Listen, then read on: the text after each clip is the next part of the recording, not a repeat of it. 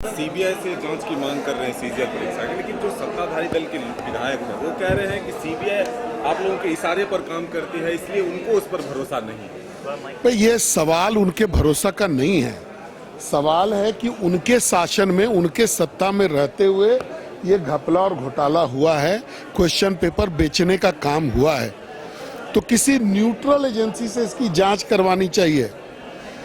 मांस की रखवाली कुत्ते को नहीं दिया जा सकता। तो राज्य सरकार के कार्यकाल में ये प्रश्न पत्र लीक हुआ है।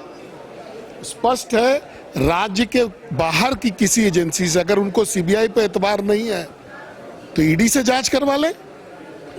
और भाई कहने से, अगर आज देखिए ईडी और सीबीआई ने जो काम किया है इस देश के लिए, आज आप दिल्ली का उदाहरण ले लें कि दिल्ली में सत्येंद्र जैन जी जो मंत्री हैं पिछले 2.5 साल से जेल में हैं, और आप लगातार ये आरोप लगाता रहा कि ईडी प्रताड़ित कर रही है, लेकिन कोर्ट उनको जमानत नहीं दे रही है। तो अगर 2.5 साल से किसी को कोर्ट से जमानत नहीं मिल रहा है तो क्या आप ऐसा कह देंगे कि कोर्ट जो है भारतीय जनता पार्टी चलाती है? इस देश में कानून का शासन है और ऐसे लोगों को सजा मिलनी ही चाहिए।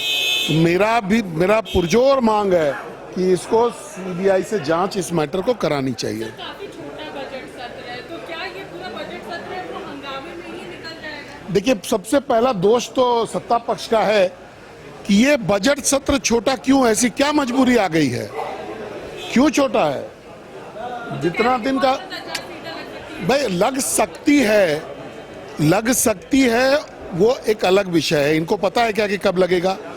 इनको अपना बजट सत्र पहले करना चाहिए था और अभी भी समय से रखना चाहिए। अगर वो किसी परिस्थिति में कम हो जाता तो देखा जाता, लेकिन इन्होंने जान करके इवेड करने के लिए बजट सत्र को छोटा रखा, पहली बात।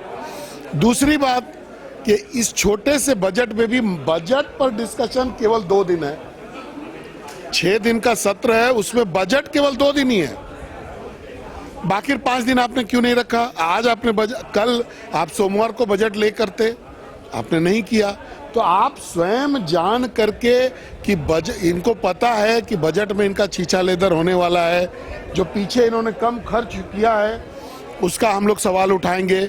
जो आगे नीति विहीन जो ये सरकार चल रही है, देखिए अब ये सरकार का क्या हालचाल है कि बालू, कोयला, ट्रांसफर पोस्टिंग, नौकरी और अब अबुआ आवास को भी लूटने का काम ये लोग कर रही है। प्रश्न पत्र भी ये लोग बेच रहे हैं। तो ये झारखंड बेचू सरकार है, ये झारखंड को बेचने का काम कर रही है।